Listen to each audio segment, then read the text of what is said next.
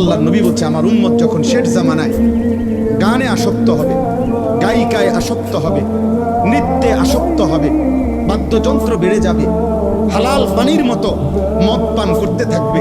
আল্লাহ রাসূল সাল্লাল্লাহু আলাইহি ওয়াসাল্লাম বলেছেন ইজা যাহারাতিল কায়নাত ওয়াল মাআজিফ ওয়াস্তাহাল্লাতিল খামরা, আল্লাহ নবী বলেন আমার উম্মতকে তখন মাটিতে ধসিয়ে দেওয়া হবে, পাথরের বৃষ্টি বর্ষণ করা হবে, চেহারা বিকৃত করে।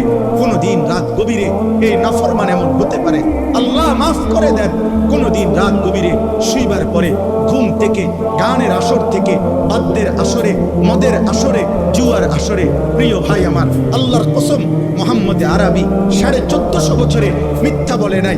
এই পাপের শাস্তি হিসাবে নবী বলছে চেহারা কোনদিন অচিরেই শেষ জামানায় আমার উম্মতের চেহারা এই গান, বাদ্য, মদ, নেশা, জুয়ার আসক্ত ব্যক্তির চেহারা মানুষের সুরত বদলিয়ে পশু জানোয়ারের আকৃতি হয়ে যাবে।